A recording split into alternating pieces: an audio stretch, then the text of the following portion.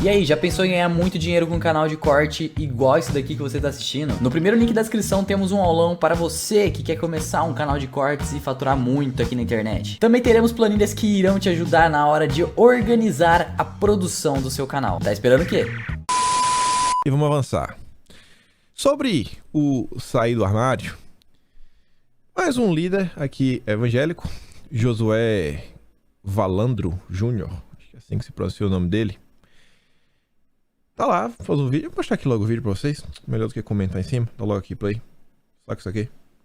Faça o que você quiser, mas eu tô dando a minha opinião. A minha opinião é que você tem que se posicionar. Você tem que lutar por cada voto. Você tem que fazer o seu melhor. Pelo Bolsonaro, não, pelo Bolsonaro não. Eu tô nem aí pro Bolsonaro, eu tô aí por mim. Tô aí pela igreja. Tô lutando pelo Bolsonaro. Ele simplesmente é a pessoa que Deus levantou para defender as coisas que eu preciso que aconteçam. O respeito à igreja. Ponto final. Faça o que você quiser, mas eu tô dando a minha opinião. Aí repete. Quem é que tá declarando apoio pro Lula? Artistas. Falando pra mesma plateia. De jovem. Não tá nem pra nada. Quem é que vem declarando apoio pra Bolsonaro? Você vê aí, né? Várias pessoas em posição de liderança, às vezes, que falam com a plateia, que a mensagem realmente reverbera, faz a mensagem crescer, crescer, crescer. Quem sabe a pessoa ela não só incorpora, fala, pô, realmente é votar em Bolsonaro, como ela tenta trazer mais e mais votos. A Tsuki diz, ó, traduzindo, cristãos, você não precisa amar um político, apenas escolha aquele que mais se aproxima dos seus valores e os defenda. Essa é a tática mais acertada que estou vendo entre pastores. Cara, você não precisa amar Bolsonaro, é só olhar os nossos valores cristãos e as opções que temos aí.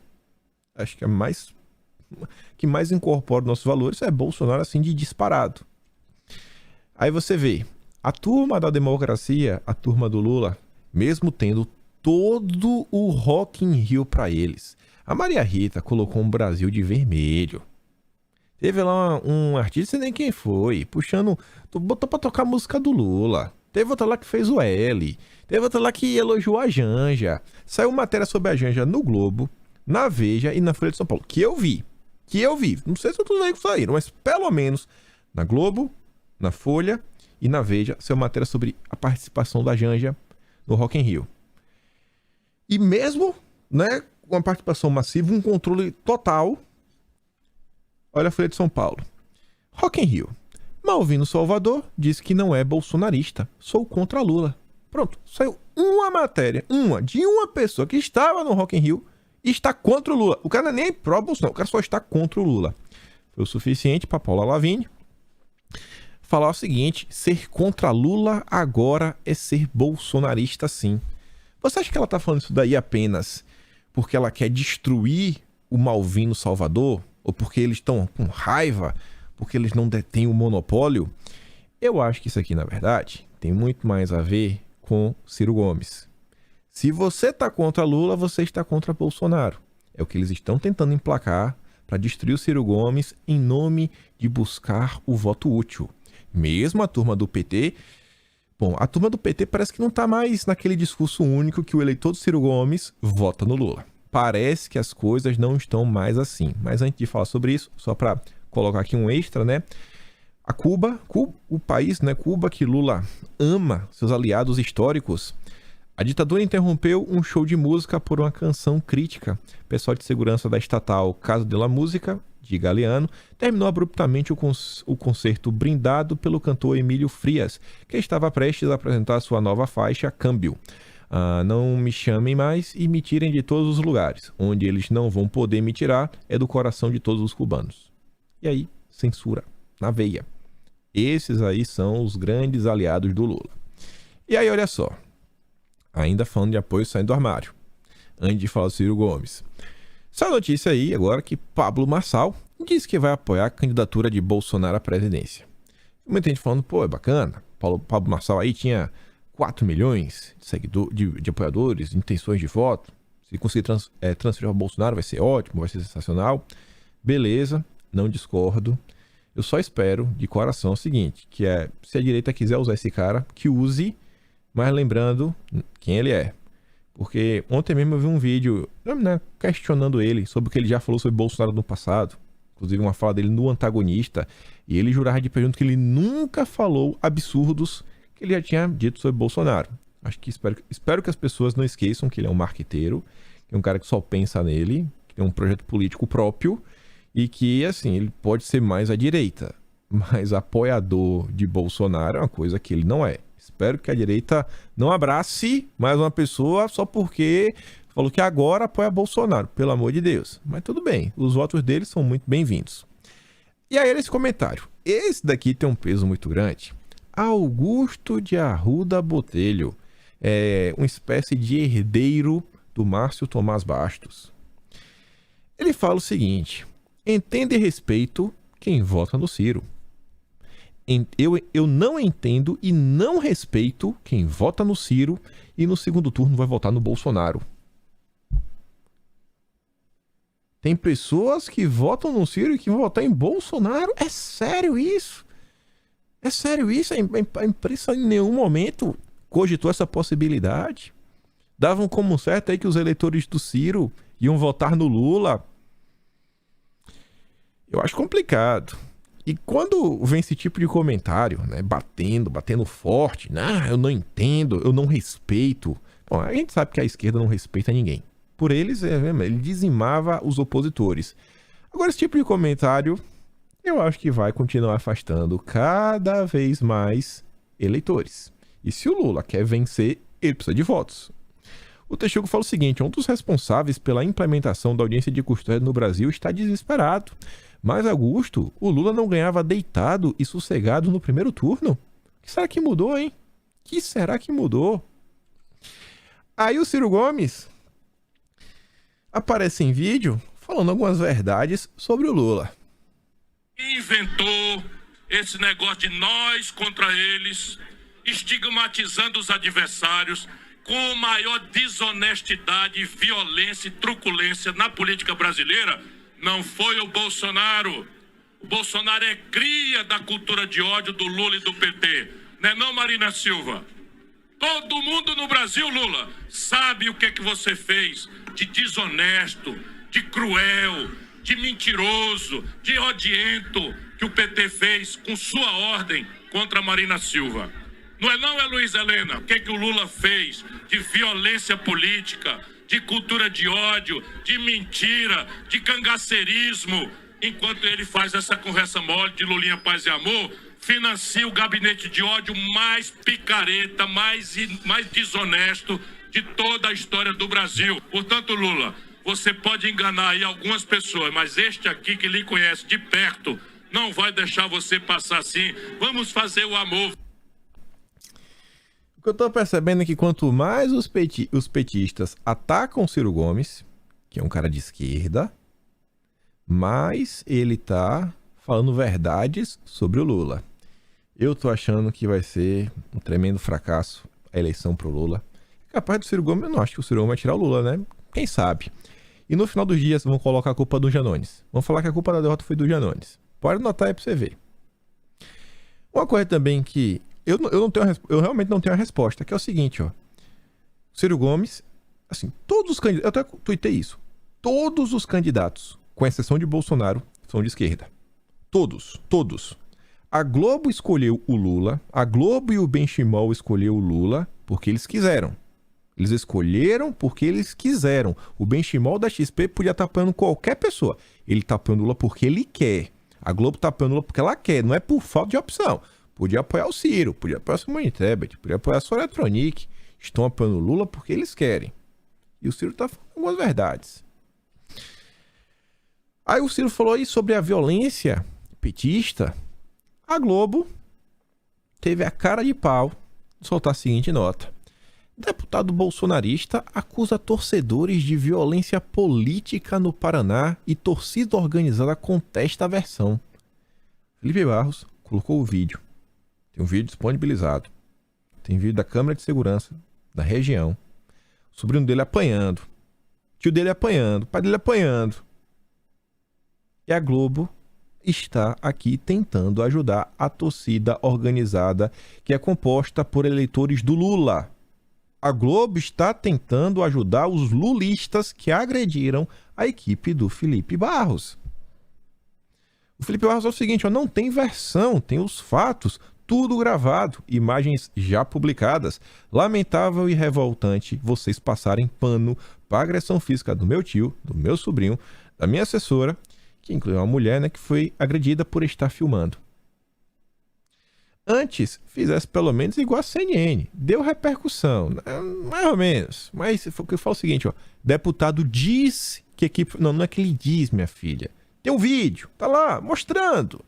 O problema tá melhor do que a Globo, né? Tá tentando defender a torcida organizada do Lula. A Globo realmente... Eu acho que grande parte do Brasil ia ficar muito feliz se a concessão da Globo fosse cassada. Se não for renovada a concessão da Globo, talvez seja uma das melhores coisas que vai acontecer na história dessa nação. Sabe? Realmente fechar. A Globo é uma das piores coisas que aconteceram nesse país. O que a Globo vem fazendo nos últimos anos realmente é uma destruição da mente e do coração e da alma de grande parte dos brasileiros. E aqui, ó, o candidato da Globo, Lulinha, paz e amor. De paz e amor não tem nada. Olha o que ele disse. E eu acho que essa fala aqui do Lula é digna de ser contestada judicialmente. Estamos vendo a briga que está acontecendo no Chile. E aqui no Brasil nós vamos ter que levantar a cabeça e lutar, porque não é possível que um país do tamanho do Brasil tenha o desprazer de ter no governo um miliciano, sabe, responsável direto pela violência contra o povo pobre, responsáveis pela morte da Marielle, responsável pelo impeachment da Dilma, responsável por mentirem a meu respeito, e eu acho que vocês podem ficar certos que nós estaremos juntos nessa luta. Sem luta a gente não consegue nada, não existe possibilidade do movimento dos trabalhadores ter alguma conquista se não lutarem muito. Pronto. Bolsonaro é o responsável pelo impeachment da Dilma agora. Agora é Bolsonaro. O Alckmin, que os petistas acusavam de ser golpista, de ter apoiado o impeachment da Dilma, agora não. Agora a responsabilidade de Bolsonaro e o Alckmin é o santo, né? É homem santo. Homem santo. Senta pra merendar com os petistas, assim, 4 horas da tarde, toma um todinho, todos juntos. Que é lindo, sensacional. Esse daí é o Lulinha Paz e Amor, que a Globo jura de pé junto, né? E vamos continuar. Vamos na fã de eleição. Notícias que eu acho que vai deixar vocês, assim, relativamente empolgados. Primeiro aqui mostra uma coisa aqui, só para deixar mais escancarado que todo mundo já sabe. Nova rodada de pesquisas traz cenário eleitoral a 3 semanas do primeiro turno. Confira a agenda. Eu tenho certeza que tem aí pelo menos 10 institutos de pesquisa, mas 10 que vão lançar alguma pesquisa ao longo da semana. Pelo menos 10 diferentes. Mas para a Globo só existe IPEC, Quest e Datafolha. Divulgam novas sondagens nacionais. Disputas para governador e Senado terão novos dados no Piauí, em Pernambuco, Ceará e na Bahia. Nem outro instituto presta para a Globo. Bom, a gente sabe que o IPEC a Globo paga, a Datafolha a Globo vem pagando. E a Quest é do Filipinho. O Filipinho que já participou das campanhas do PT, então é do bom. Essa é da boa. Assim, não fazem questão nenhuma de esconder a tendência. São as únicas pesquisas que a Globo confia. Aí veja só. O Ciro Nogueira ontem de manhã, veio para o Twitter e falou o seguinte: Datafolha, só para avisar, viramos em Minas. Tic-tac, tic-tac, tic-tac. E ele ainda fala o seguinte depois: apita o jogo, juiz. Termina, acabou. Na beira do gramado, o desespero do PT pedindo o fim da partida antes da hora. Só que não, o jogo virou. E a torcida é nossa, podem vaiar e gritar. O desespero bateu porque Bolsonaro presidente pelo bem do Brasil. Não é Bolsonaro, vai estar em Bolsonaro em primeiro lugar. Na boa, mas muito na boa mesmo. Eu não consigo entender como em Minas Gerais o Zema, que é um cara inclusive do Novo, é um cara mais à direita no espectro, está com ampla vantagem perante o Calil e o Lula está na frente. Isso não faz nenhum sentido. Mas nenhum, zero sentido. Algumas pesquisas já mostravam a liderança de Bolsonaro em Minas Gerais. Agora sim, o Ciro aí dá a entender que tem pesquisas internas do PL. E aí, só para reafirmar que a gente já falou várias vezes, o Sudeste, extremamente importante, é o maior, em termos de região, é o maior colégio eleitoral. São Paulo, Minas, Rio de Janeiro e Espírito Santo, onde São Paulo é o maior colégio eleitoral do país, depois Minas, depois o Rio de Janeiro, e o quarto lugar é a Bahia. A gente vai falar da Bahia. Então, assim, é um grande reduto de votos. E estão falando que onde a eleição será decidida se Bolsonaro está na frente de São Paulo. Segundo a Datafolha, não. E também está na frente de Minas Gerais. E Cláudio Castro está crescendo e com ampla vantagem em comparação ao Marcelo Freixo. Eu acho que Bolsonaro vai ter uma grande vitória no Sudeste, que, como consequência, talvez dê para ele a eleição ainda no primeiro turno. E aí, olha só. O PT está tão confortável na liderança, mas tão confortável, que do dinheiro do Lula, o dinheiro do Lula está sendo enviado para outras pessoas para promover o Lula. Tá sem dinheiro para me ajudar? Não tem problema, eu pago para você me ajudar. PT manda quase R$1 milhão para estados reforçarem campanha de Lula. Teu dinheiro acabou, irmão? Não tem problema, eu pago o seu santinho. O importante é você me divulgar. Favorito. Datafolha e não erra. A campanha do Lula transferiu nas últimas semanas quase R$1 milhão do seu próprio caixa para ao menos 23 diretórios regionais do PT. A orientação do partido é de que os diretórios regionais usem esses recursos para unificar as campanhas aliadas a governador, senador e deputados nos estados, né? A de Lula. Coloca aí, pô, o santinho, pelo amor de... Imprime aí umas faixas, divulga o Lula, pelo amor de Deus, ajuda que Bolsonaro disparou, ajuda. Só que, por mais que o Lula esteja enviando dinheiro, não significa que o cara vai imprimir santinho, né? Colar a imagem no Lula, depender da região, não é muito bom, né?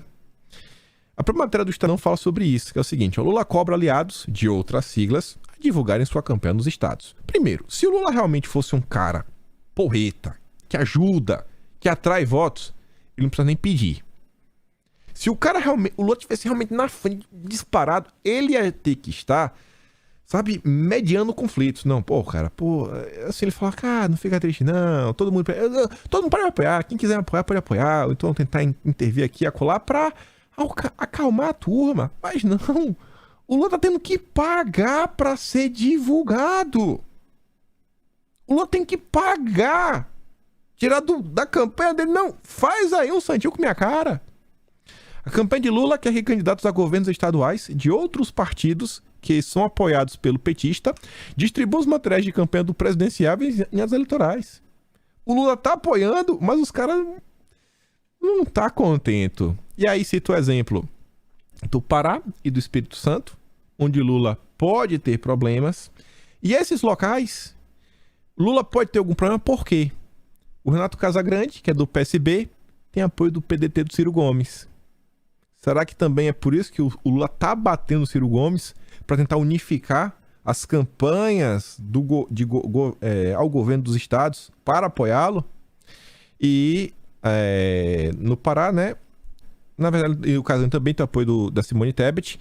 O Helder Barbalho, por outro lado, ele conta com o apoio do PP, que é o partido aliado de Bolsonaro. E aí, né? Tá difícil. E o Helder Barbalho é do MDB, né? Que é o partido da Simone Tebet. Então, em tese, tem que apoiá-la. Aí, veja só. Quarto maior colégio eleitoral do país, com mais de 11 mil eleitores. Minha Bahia. Com vice de Ciro, PDT consolida oposição ao PT na Bahia em prol de ACM Neto. Eu acho que esse ano Bolsonaro, assim, já era esperado que o Lula levasse no Nordeste. O problema é, quem diz isso é o próprio Murilo da Paraná Pesquisa, já repeti várias vezes. O Lula, ele tinha que impedir um crescimento de Bolsonaro. Bolsonaro crescer 20% no Piauí, às vezes é, 5% na Bahia. Eu não lembro a quantidade de eleitores no Piauí, mas a Bahia é o quarto maior colégio eleitoral do país. Tem estado no Nordeste com menos de 2 milhões de eleitores. Menos de 2 milhões de eleitores. Menos de 2 milhões. A Bahia tem 11. Aí tu já pensou que a candidatura, que está um pouco mais à frente, que é a do ACM. Um pouco não, né? Tá bem mais à frente. Tá contra o PT. Oposição ao PT. Dando porrada no PT. Será que isso daqui também vai resvalar no Lula? Será que o Lula está com um problema grande na Bahia? Só lamento. Só lamento. Eu acho que vai dar Bolsonaro no primeiro turno. Aí vem a Folha de São Paulo. Lula sobe e Bolsonaro cai. Em busca por imagens. Mostra levantamento. Aqui eu vou falar apenas como achismo. Em termos de pesquisa e pesquisa por imagem, estão precisando mais imagens do Lula. Eu acho que isso é ruim pro Lula. Por quê? Por que eu acho isso? Eu acho que conforme a campanha está se aproximando, é público e notório, a imprensa fala sobre isso, todo mundo fala sobre isso, que os apoiadores de Bolsonaro, eles são, sabe, mais organizados, eles são mais ativos. Eu acho que se as imagens do Lula estão sendo procuradas, são pessoas que estão indo atrás de imagens do Lula para fazer, né, algum tipo de montagem, para destacar alguns pontos do histórico do Lula, do histórico do PT, do histórico dos escândalos de corrupção. Então as pessoas pegam uma coisa aqui, pegam uma coisa lá, pegam uma coisa aqui, pegam uma coisa colar. E a campanha do Lula aí tá cada vez mais cansada, sem apoio. Eu continuo sem ver, assim, apoio... Assim, o Lula tem um apoio nas redes sociais, mas você não consegue comparar com a turma de Bolsonaro. Com a proatividade de pessoas comuns. As coisas do PT você consegue ver, normalmente é tudo muito bem feito, sabe? Não é, a galera não faz o meme, a galera faz a arte original, porque tem um desenhista, o cara pega lá, né, abre o Photoshop, desenha e faz isso, você fala, meu Deus, é tão bom que não tem nem graça de compartilhar. Não tem, o pessoal diz, na esquerda não sabe fazer meme. Posso estar errado, mas é uma coisa que eu acho, a partir dessas pesquisas. Aí, veja só. O Lauro Jardim tá querendo fazer pouco. Por quê?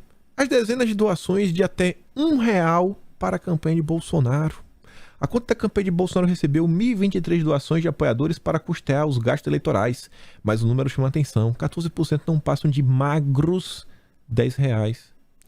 O Vili fala o seguinte, isso daí são doações do povo. Lauro Jardim faz piada com as doações de pessoas comuns à campanha de Jair Bolsonaro à reeleição. São doações pequenas, mas certamente de coração de quem acredita em um Brasil melhor. Garanto que se a plantação de girassol se mobilizar, vai dar ruim. E esse dinheirinho, gente, pode ser pouco. Mas sabe aquele pouco que completa, que faz a diferença? Que tem aquela energia boa, fala, vai dar certo. Deus tá botando a mão. Ainda mais com a Globo fazendo piada, fazendo pouco. Tentando, sabe, aquele risinho de deboche. Deixa ele. Quem tá precisando de dinheiro é o Lula, né? Pra pagar santinho pros outros. Ainda sobre o PT. E eu acho que as coisas estão dando ruim. No vídeo de ontem, comentamos como o estado de São Paulo vem sendo um problema. Após a pesquisa da Quest, onde coloca o Lula e Bolsonaro empatados, o Guilherme Amado veio a público. Isso foi até o Vili que postou ontem. Será que isso aqui foi a senha? Porque logo que sai essa pesquisa, o Guilherme Amado vem a público falar que o pessoal não está entendendo o que está acontecendo. Tem várias pessoas que não estão de braços cruzados. Por quê? Porque o Bolsonaro está crescendo. Está crescendo. E aí o estado de São Paulo, Tarcísio, na pesquisa do Paraná Pesquisas, está basicamente 5 pontos atrás do Haddad. A diferença no passado era de mais de 20 pontos. E agora isso aqui. Quem diz é a Globo. O próprio Lauro Jardim. A estratégia da campanha de Haddad, de olho no eleitor de Rodrigo Garcia. A campanha de Haddad foi toda estruturada para bater em Rodrigo Garcia. A campanha do Haddad achava que o adversário seria o Rodrigo Garcia. Ia bater nele. Só que terá que mudar de alvo. A conclusão ali é a candidatura do Tucano. Morreu. Chegou ao fim, acabou. Não. Olha, agora que caiu a ficha, Rodriguinho 6%. O adversário, olha que palavra sensacional, é o ascendente bolsonarista Tarcísio de Freitas. Ascendente, tá crescendo. Hoje no PT, há um debate sobre a intenção das pancadas que podem ser dadas em Garcia. O que se quer é achar o ponto correto de fustigá-lo, mas não a ponto de afugentar os eleitores do Tucano no segundo turno. É tipo Deltan Dallagnol.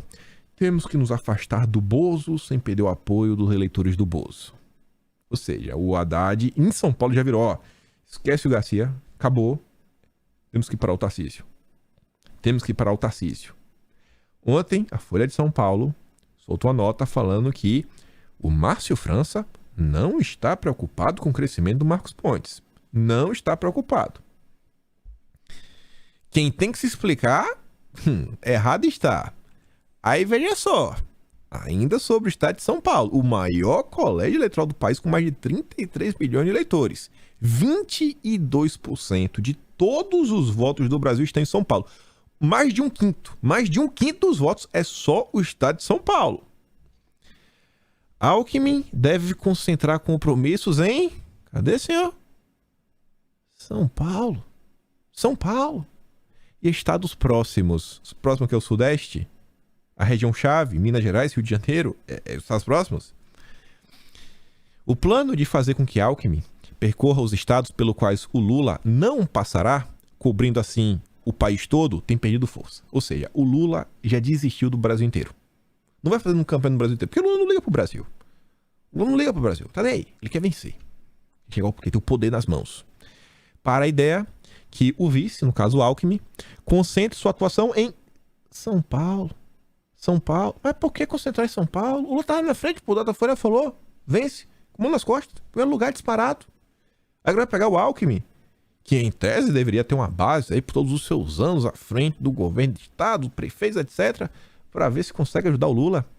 Estão tentando conter, para ver se consegue um próximo de um empate em São Paulo. Não vão conseguir, até porque o próprio PT falou, né, que estão com medo do sentimento de melhora econômica, que está no ar, já está presente e que tem uma tendência de realmente brotar lá em outubro. Ou seja, em um possível segundo turno. Por isso que eles querem faturar a eleição do primeiro turno de qualquer jeito. Só que não para por aí. A Folha de São Paulo, ela meio que vinha assim, deixando o Tarcísio de lado. Falando uma boa, eu leio a Folha de São Paulo todo dia, tinha até matérias elogiosas ao Tarcísio. E até ficar assim, rapaz, a Folha de São Paulo tá elogiando o Tarcísio. E aí você para e lembra o que a Globo falou, né? Não, que a campanha do Haddad estava mirando no Rodrigo Garcia. Você fala, não, então faz sentido. É por isso que a Folha de São Paulo não estava batendo no Tarcísio. Porque o adversário era o Rodrigo Garcia.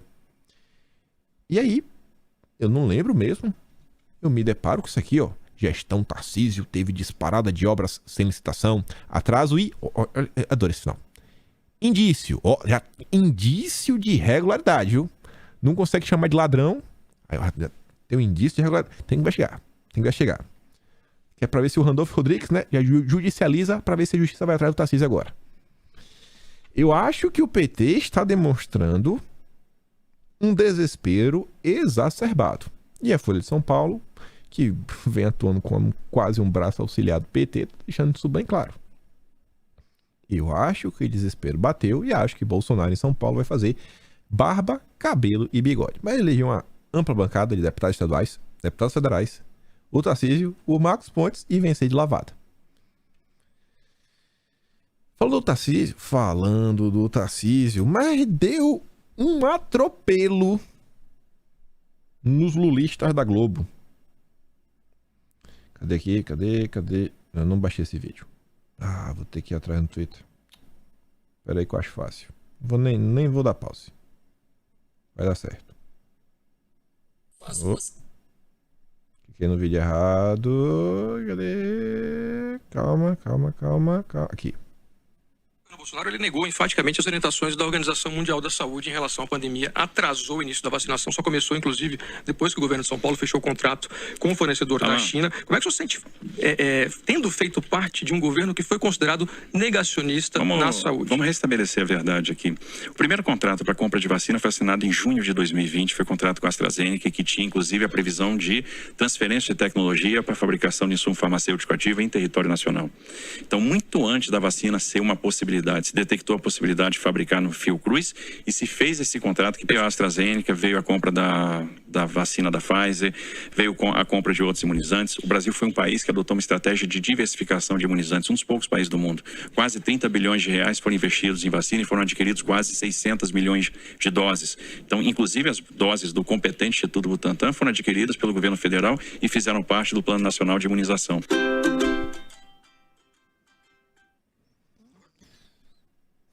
Fala o que for, viu? O Tarcísio na hora de responder, tem a resposta na ponta da língua. Vocês viram o primeiro debate, né? Ele começou dando um enquadro bom, depois acho que ficou um pouco a desejar, ficou um pouco mais calmo. Você acha que tem alguma chance do Haddad sair vitorioso em um debate contra o Tarcísio? Eu acho que não. Imagina o segundo turno em São Paulo. Aí a imprensa aliada do Lula, né? E aqui, na verdade, saindo na coluna do Guilherme Amado. Tá até aqui em cima. Cadê? Aqui, ó. Guilherme Amado. Carlos está com ciúme do espaço que Flávio está recebendo na campanha. Além de não estar acompanhando de perto a campanha igual o irmão, Carluxo não é benquisto pela cúpula do PL. Aí o Luiz Paulo colocou essa nota e pergunta, mas será que o Carlos sabe? E o Carlos Bolsonaro respondeu o seguinte, estava com ele há pouco.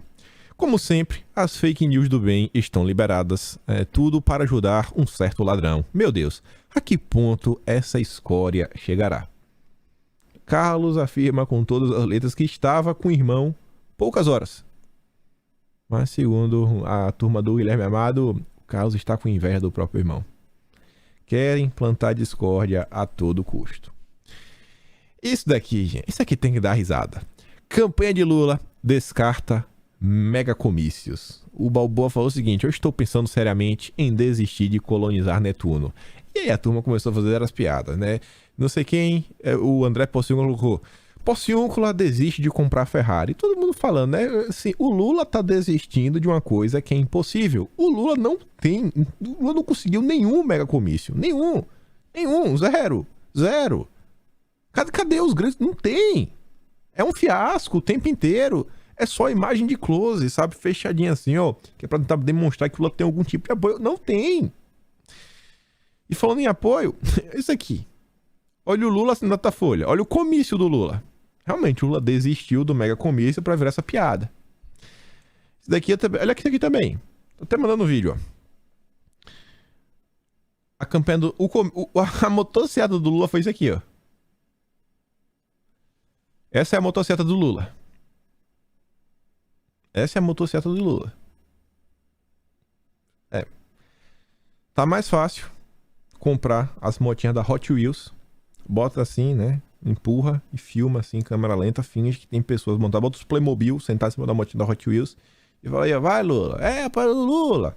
Aí manda a Globo fazer uma edição bacana. Bota os bonequinhos Playmobil de verde pra usar o chroma key, parecer que é ser humano. E fala aqui, ó, tá lotado. Pelo menos passa menos vergonha que isso daqui. Pelo menos passa menos vergonha. O Lula não vai fazer mega comício. Ele não consegue. Nunca conseguiu. E vamos continuar falando dele. E coisas sérias.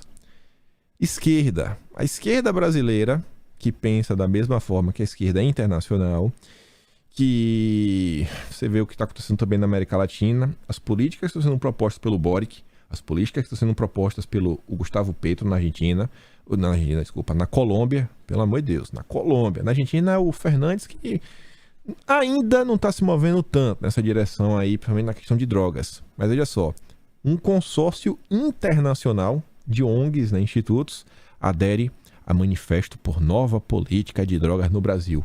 E daí, Mônica Bergamo? Essa nota, óbvio que ia ser na coluna da Mônica Bergamo. E daí? Quem determina a direção do Brasil são os brasileiros. Ela, assim, a turma da esquerda quer rifar a todo custo a soberania nacional. A turma da esquerda acha que o povo não tem direito de falar o que eles concordam, o que eles acham melhor para o Brasil. Não, o povo não tem direito não. Quem sabe é a ONU, quem sabe é o OMS. Não, quem sabe agora são as ONGs de esquerda internacionais. Essas sabem melhor do que tudo. O Consórcio Internacional sobre Política de Drogas, integrado por 192 ONGs de diversos países e entidades brasileiras, como a Coalizão Negra por Direitos e o Movimento dos Trabalhadores Rurais Sem Terra, o MST, estão entre os signatários de um manifesto que pede uma nova política antiproibicionista para as drogas no Brasil. Ou seja, eles querem que legalize. Ou seja, contra a proibição. Você quer legalizar. De forma bem simples e direta. Você acha que o Lula é a favor ou contra isso daqui? Todos os aliados do Lula são a favor. Menos ele. Pelo menos no âmbito das ONGs. Só ele é contra.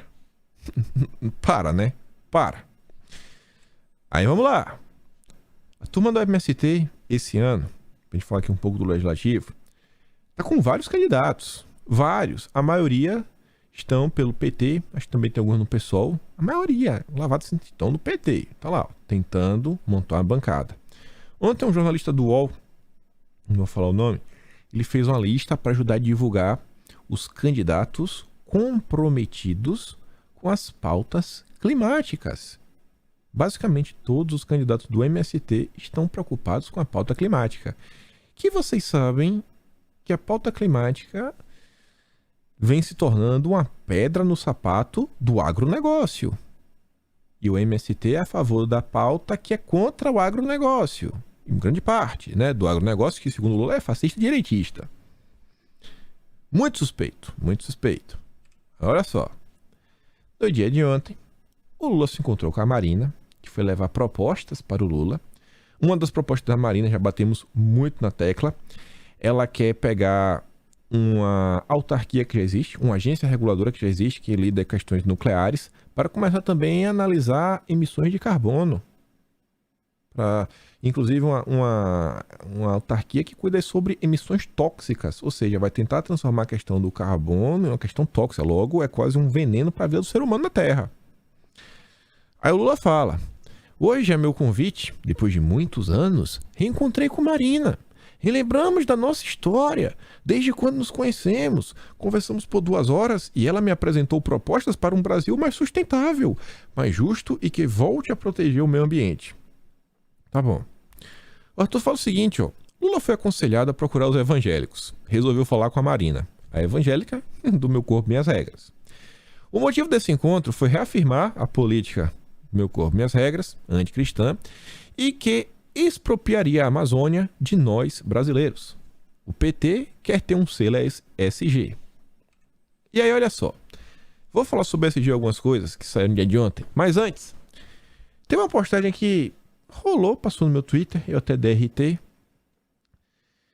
Não quis trazer o nome da pessoa, não por não querer divulgar, mas porque eu discordo do comentário dela, do que ela colocou ali, que é o seguinte, porque comentar uma boa. Tem um projeto de lei 3961/2020, e aqui abre uma discussão boa. Esse projeto foi apresentado pelo Molon. Molon, candidato ao Senado pelo Rio de Janeiro. Imagina o Molon sendo eleito. 8 anos, com a canetinha na mão, o Senado, que tem muito mais poder que a Câmara, só são 81, para propor esse tipo de lei. A lei dele não colocou o nome ali. Eu não coloquei o nome da lei, mas já explico o que é. Essa lei do Molon, ela quer decretar um estado de emergência climática no Brasil. Esse é o objetivo da lei. Eu coloquei uns parágrafos dela para a gente ler. Isso aqui foi apresentado em 28 de julho de 2020.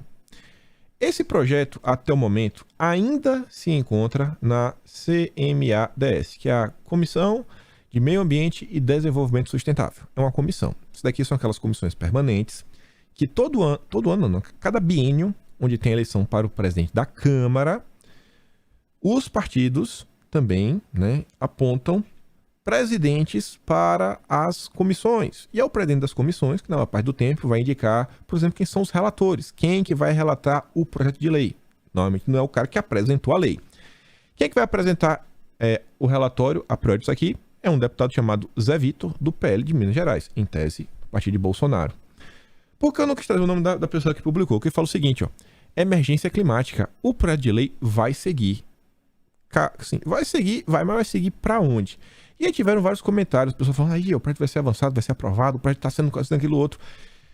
As pessoas na direita, e não só na direita, no Brasil todo, ainda não conseguem entender o processo legislativo, assim, em termos básicos. Como é o projeto? Você apresenta o projeto de lei. O projeto de lei, em geral, ele vai passar pelas comissões pertinentes ao tema. Além das comissões pertinentes ao tema, todos os projetos de lei vão passar pela CCJ, na verdade, CCJC, né? Comissão de Constituição, Justiça e Cidadania. Se o projeto trouxer impactos financeiros, ele vai ter que passar pela CFT, Comissão de Finanças e Tributação, Finanças e Tributo, algo assim do gênero, e mais uma comissão que estiver envolvido.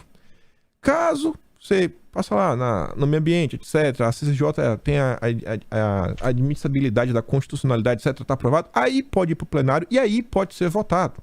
Aqui ainda está no trânsito normal da coisa. Só que veja só, se você tem um controle da CCJ, você já consegue cortar na CCJ. Você consegue cortar na CCJ. Só que a CCJ, o prato já chega com uma certa pressão. Porque imagina, ele veio da Comissão do Meio Ambiente e Direitos Humanos. E ele foi aprovado nessa comissão. Vamos fingir que ele foi aprovado. Então já chega, olha, foi aprovado lá. Então se a CCJ não conseguir meio que colocar por que constitucionalmente ele não seja um projeto ruim, inadmissível, ele tenta decidir passar. Mas também o presidente da CCJ pode sentar em cima e não deixar avançar. Só que se ele fizer isso, pode ter retaliação. Quando coloca algum projeto que a turma sabe que é do interesse do presidente da CCJ, né? Vamos pegar o exemplo do presidente da Bia Kicis. Essa aqui é da direita. Não vou votar. Me recuso a votar. Vou entrar aqui com obstrução. Vou travar a CCJ. Então vai ficar aquela batalha o tempo todo. E aí você vem a CMADS, de Meio Ambiente. Se você tem o presidente da Comissão de Meio Ambiente, você pode fazer a mesma coisa que a CCJ. Você pode sentar em cima. Você pode, cara, não tô nem aí pro mesmo Molon. Tô nem aí, mano. Tô sem pressa. Te vira. Não, pra mim não tem nenhuma emergência climática. Ano que vem, os deputados que forem eleitos, deve ser 1º de fevereiro, eu acho, vai ter uma nova eleição para a presidência da Câmara. Com essa nova eleição, também teremos uma nova eleição para as comissões, isso tanto na Câmara quanto no Senado. Olhem o que está acontecendo no mundo neste exato momento. A pauta verde é inegável. Olhem a importância que a CMADS vai ter. Eu até eu acho que ela vai ser, possivelmente, talvez, a segunda comissão mais importante da casa, só não atrás da CCJ. E aí que vem um ponto. Quem normalmente, as eleições, né, presidente da Câmara, etc., formam os blocos, quem vai estar apoiando cada candidato.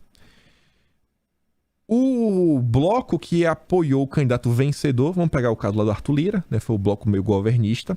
O partido com o maior número de filiados escolhe primeiro. Normalmente escolhe a CCJ. Só que quem que escolhe depois? É o outro bloco. Ou seja, a gente está meio que caminhando para uma situação onde eu acho que Bolsonaro vai ser reeleito. Acho que devem apoiar o Lira de novo. Eu acho que isso vai acontecer. O Lira está trabalhando para isso. Acho que vai levar. O Lira aprova.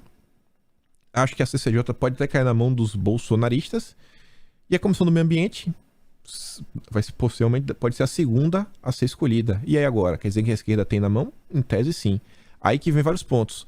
Olha a importância de termos bons políticos com boa habilidade, sabe, de movimentação na Câmara, porque essas comissões não é só o presidente, ela tem os membros fixos das comissões.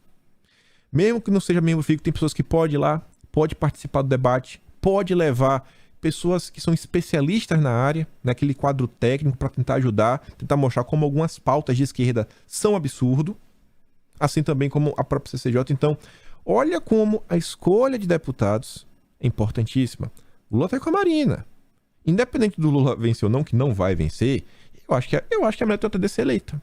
São Paulo tem lá o seu curral eleitoral, a esquerda vai tentar se juntar em torno do nome dela, dizem que é até puxadora de votos. Além disso daí, a esquerda tem uma bancada ambiental, tem mais de 70 candidatos. Alguém vai entrar, eles vão tentar avançar com essa agenda a todo custo. A todo custo.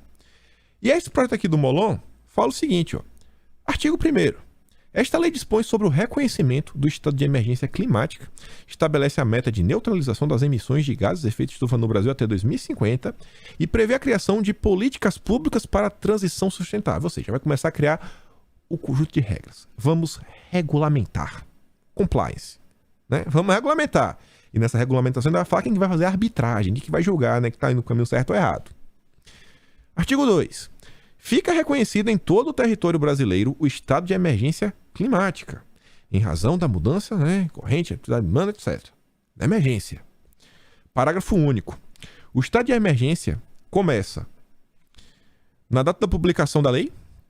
Assim que a lei foi publicada, começou, letra vermelho, e vai vigorar, ou seja, vai durar até quando for necessário. enquanto ações de mitigação e de adaptação se revelarem urgentes e necessárias. Se der 2050 e não conseguir resolver, continua em estado de emergência. Continua em estado de calamidade. Artigo 3. Caberá ao Estado brasileiro empenhar todos os esforços cabíveis e disponíveis para combater essa emergência. Todos os esforços cabíveis e disponíveis. Todos, sem exceção. Quanto não vai se gastar com isso daqui? Qual caminho isso daqui vai ditar, inclusive, para financiamentos? Liberação de crédito para a população. E aqui, para terminar essa lei, aí no artigo 3 tem os parágrafos. Parágrafo 1º. As políticas, programas e planos de desenvolvimento, inclusive as propostas orçamentárias, deverão incorporar ações de resposta à emergência climática. O orçamento, a LDO tem que estar baseada nisso daí. Está colocando obrigatoriedade. E aí que vem o pulo do gato da esquerda. Como a esquerda joga com as regras de um jeitinho assim, você fala, meu Deus, mas como essa galera é esperta? O que foi que aconteceu no Chile? Propuseram a Constituição ativista. Olha esse parágrafo 2º. As ações de resposta à emergência deverão estar ancoradas nos princípios de, cadê meu lado? Equidade, autodeterminação e da proteção dos direitos fundamentais. Se você não entendeu, eles vão pegar o Brasil e vão colocar as nossas políticas públicas, assim, ó, qualquer política pública vai ter que ser direcionada para alcançar essas metas e ainda tem que estar ancoradas na equidade, autodeterminação e proteção dos direitos fundamentais. Ou seja, nas pautas identitárias. Equidade. O que é que equidade tem a ver com as emissões? Nada, mas não importa. Autodeterminação. Também, inclusive, os povos originários. E da proteção dos direitos. Quais são os direitos fundamentais? Assim, com única cartada, com a única lei, a esquerda avança com a agenda ambiental e a agenda social, que no fim do dia é o que? É o ESG. E o G é a governança, é você criar essas regras. Olha o Molon. Durante o período de vigência do estado de emergência climática, fica vedado o contingenciamento de quaisquer fundos ou recursos destinados à proteção ambiental, combate ao desmatamento e à mitigação e adaptação à mudança climática. Ou seja, assim, não, mas tem inflação, tá tendo conflito, tá tendo um conflito internacional, precisamos garantir que vai ter comida. Não importa. Não podemos deixar ele gastar o dinheiro. É emergência climática, irmão. Passe fome. Você não vai ter nada, você vai ser feliz. Artigo 4, né? Em tese,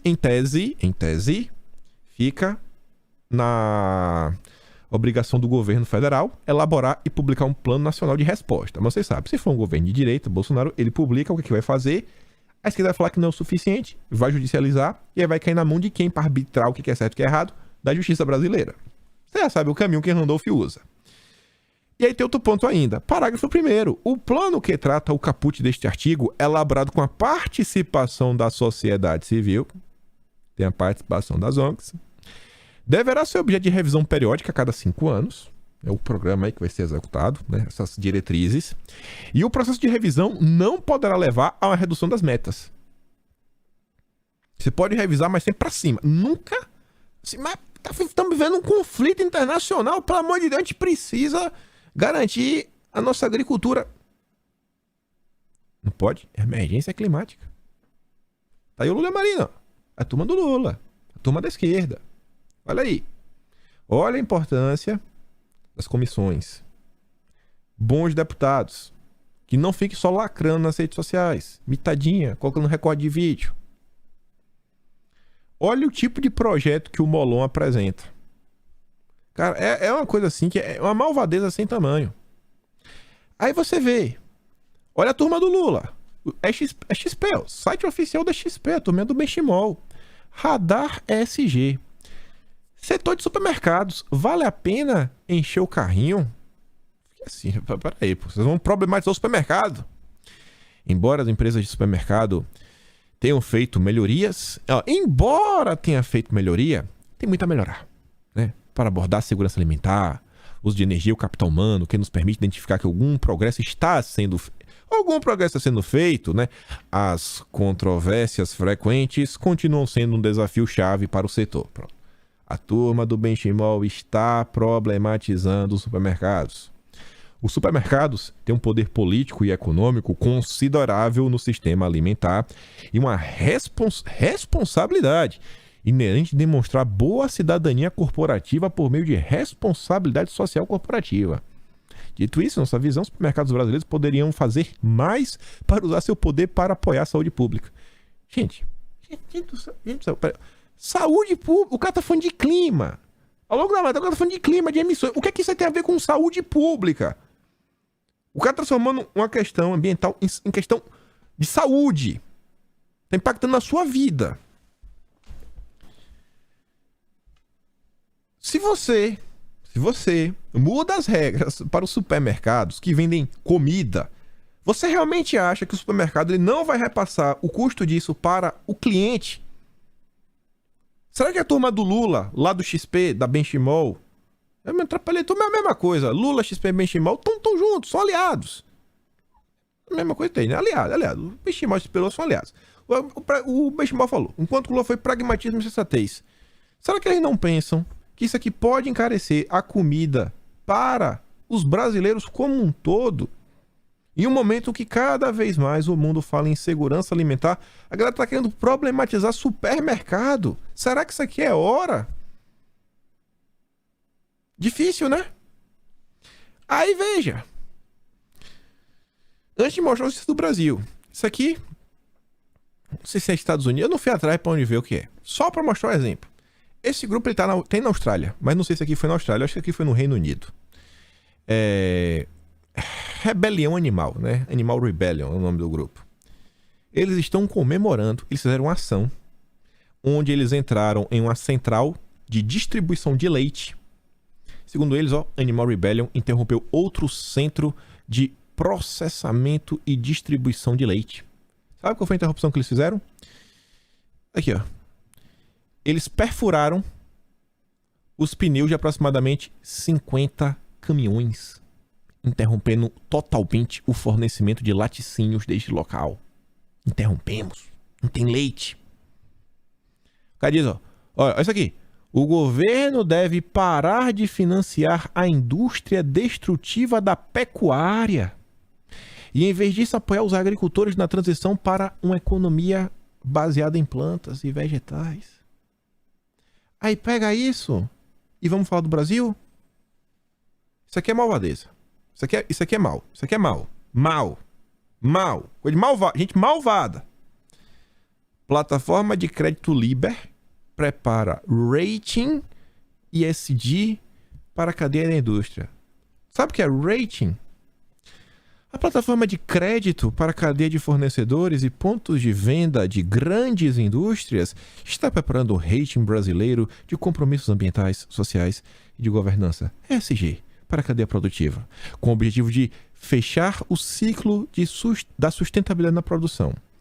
Fornecedores e pontos de venda com melhores ratings serão premiados de duas formas: a atração de mais contratos e acesso a taxas menores de juro nos financiamentos.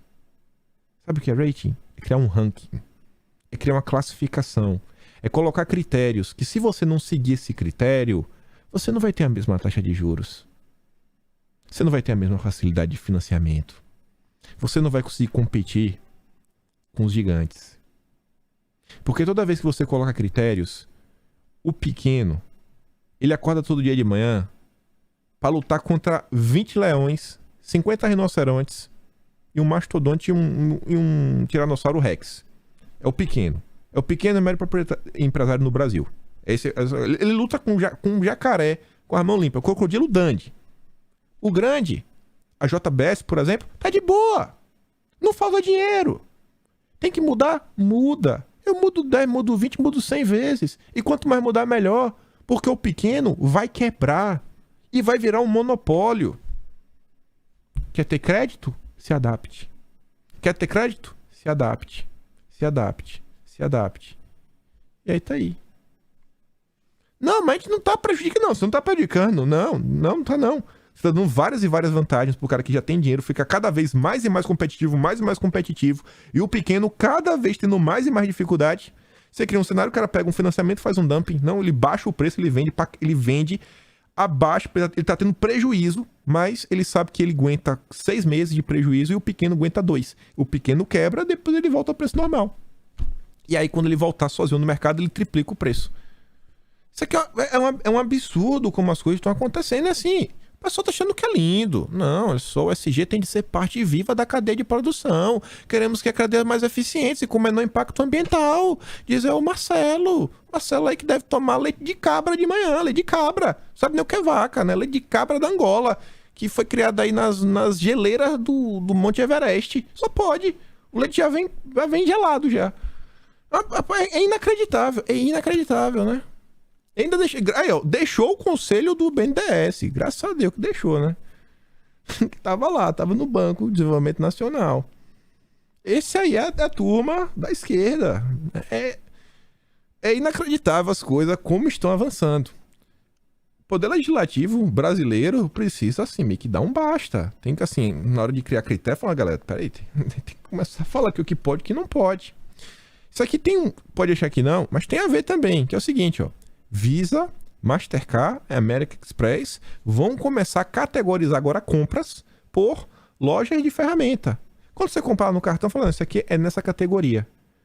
Se eles conseguem categorizar ferramentas, daqui a alguns dias, eles também vão conseguir categorizar compra de carne. Emite muito carbono. E aí você tá vendo, ele vai começar a categorizar coisas que na hora que você for pegar um tipo de empréstimo, vai lá, e você não é um bom cidadão. Porque você tá comprando coisas que não são úteis para os olhos da turma do SG, da turma dos iluminados. O cara até brinca, já tô achando que vou começar a colocar alguns caixas eletrônicos, o cara sacar o dinheiro, pegar o dinheiro e comprar com dinheiro em espécie. Mas eles estão tentando desaparecer com dinheiro em espécie já tem um tempo, né? Já tem um tempo. 1h06 e eu não falei notícia positiva de Bolsonaro. Eu vou ficar por aqui, a gente comenta amanhã, porque esse último tema acho que ele foi bem importante para falar. Olha como as coisas estão avançando no Brasil. Olha como as coisas estão avançando. Tinha notícia boa, notícia... Vou falar aqui bem rápido. O Brasil tem deflação de 36% em agosto. A menor para no mês em 24 anos. E diz que o Brasil segue avançando, mesmo com o PT sendo contrário à diminuição de impostos que reduz o preço dos combustíveis e alimenta todo brasileiro. Analistas dizem que há chance de deflação recorde no terceiro trimestre, enquanto os Estados Unidos falam em recessão e a Argentina pode bater inflação de 95%. Isso aqui requer mais tempo, não quero explicar isso aqui com pressa. O preço da gasolina na Colômbia está subindo e o Brasil tem Copa América, Black Friday e Natal. Possivelmente vai sobrar vaga de trabalho temporário, ou seja, mais empregos, a economia realmente movimentando, esses novos empregos, mesmo temporários, vão fazer a economia aquecer e vão gerar novos postos permanentes de trabalho. E com isso fico por aqui. Siga o meu trabalho, pode assinar mesmo no canal, tem um botão de valeu, tem um Patreon na descrição. Vai lá no Telegram, pega os vídeos do vídeo de hoje, traz um voto pro Jair e eu te vejo amanhã. Aquele grande beijo, abraço, tamo juntos. Valeu, meus amigos. Fui!